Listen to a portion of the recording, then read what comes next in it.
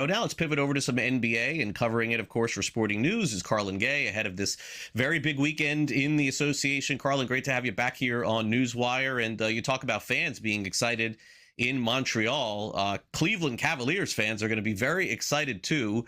7:10 p.m. Eastern, the Cavs could close this series out. I did not see this coming like this, but here we are. Total of 210.5.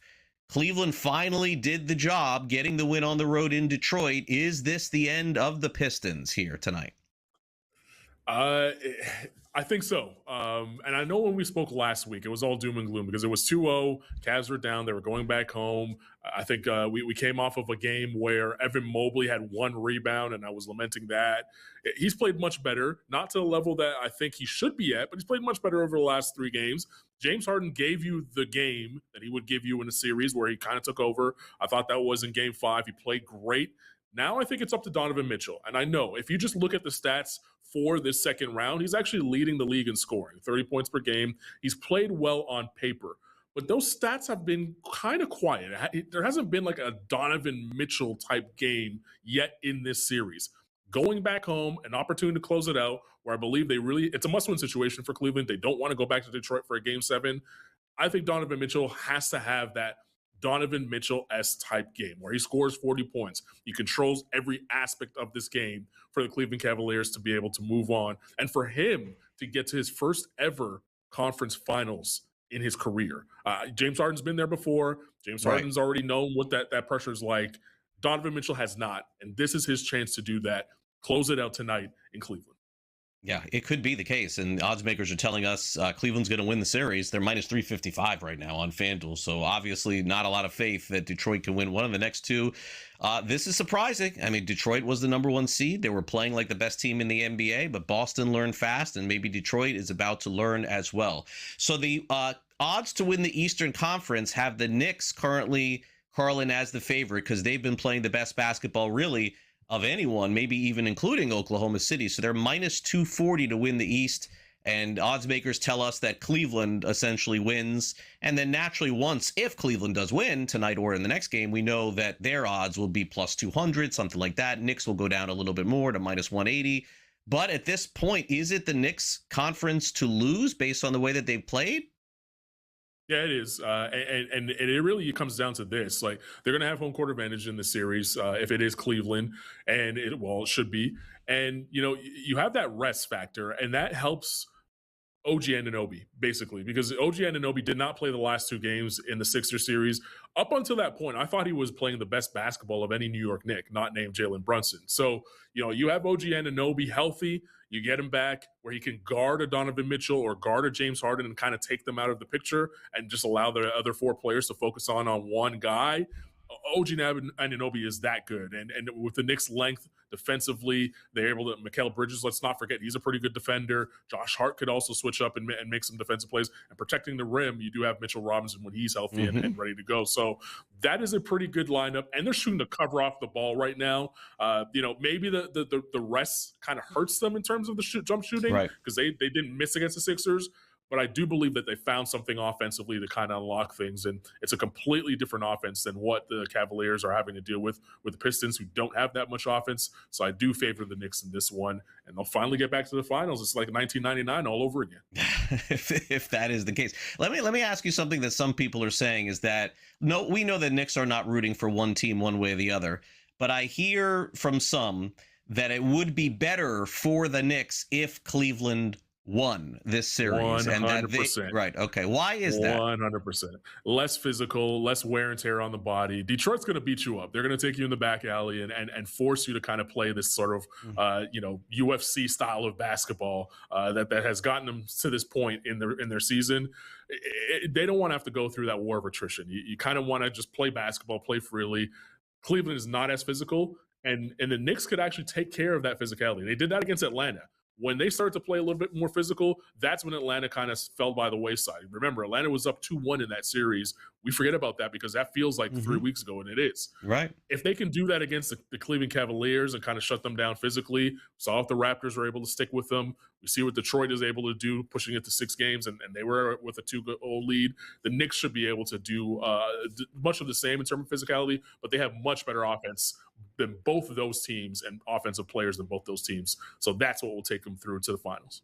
Makes sense. But if one NBA game isn't enough for you, we got another one tonight, and it could be another closeout. So when we come back, we'll break this game down. Spurs and Timberwolves, and they play tonight at 9:40 p.m. Eastern. Carlin will stick around. We'll break it down next. Stay on the grid. We'll be right back. Carlin Gay back with us, keeping busy with the NBA and the WNBA, by the way. He's got a lot to cover this weekend and moving forward here. So maybe it is better for you, Carlin, to get this NBA out of the way and just move on to the WNBA. But for most of us, though, I think we're hoping for a Game 7 selfishly.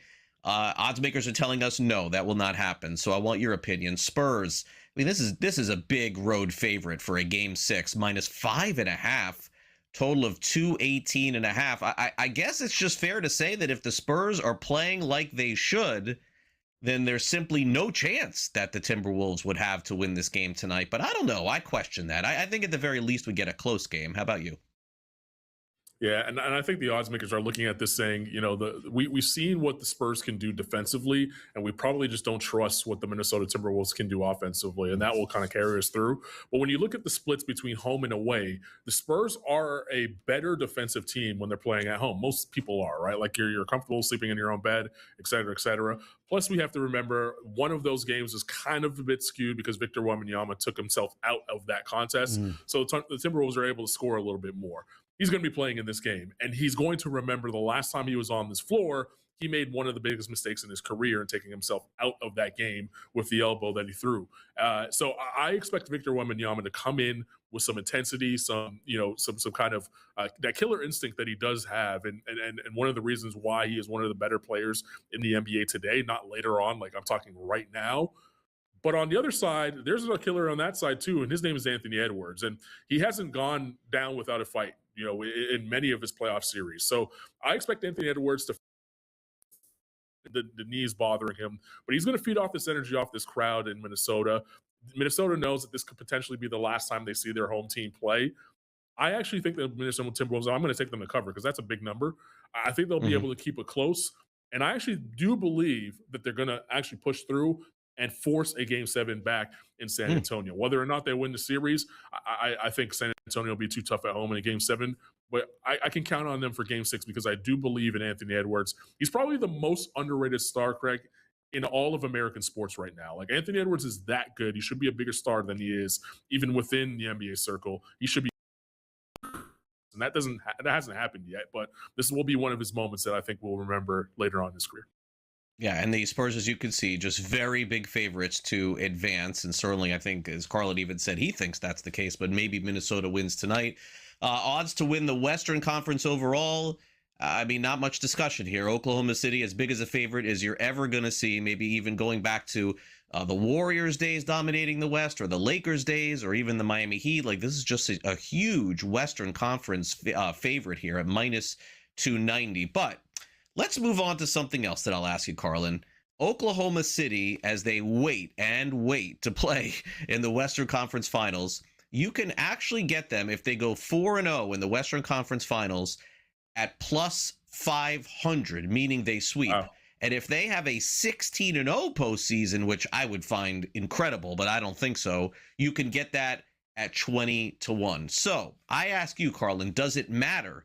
Between San Antonio and Minnesota, do you think that either of those teams can win a game? We saw the Spurs have a lot of success against OKC during the regular season, but OKC has taken this to another level since the playoffs began. What do you think?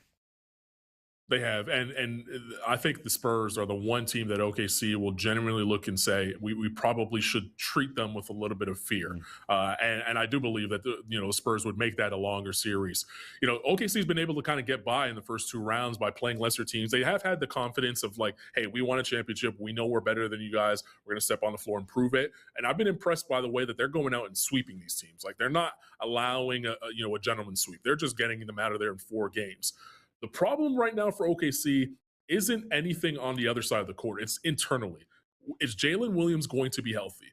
He's been able to kind of rest the first two series and miss some games here and there. He cannot do that against the San Antonio Spurs because it's a Spurs team that's going to be coming in there with some confidence, a Spurs team that has some history with this OKC team saying, hey, we beat you a couple times in the regular season when you were trying to win games. So, don't give us like it's the regular season when we weren't trying. No. We were trying to win those games if you're OKC, and we still lost against the San Antonio Spurs. So there's some confidence there for the Spurs, and I think Victor Wembanyama is just an ultimate equalizer. Like he is just a different player that we've never ever seen. So that's one guy that could take over a series. So the Thunder, I would say they're not going to sweep the Spurs by any means, and they definitely wouldn't sweep the Timberwolves. I think the Timberwolves will get a game. Okay, fair enough. There you go. Carlin's been spot on. So hopefully he helps you out with these series as they wrap up, and we'll check back with you, Carlin, next week here on the show. I appreciate you.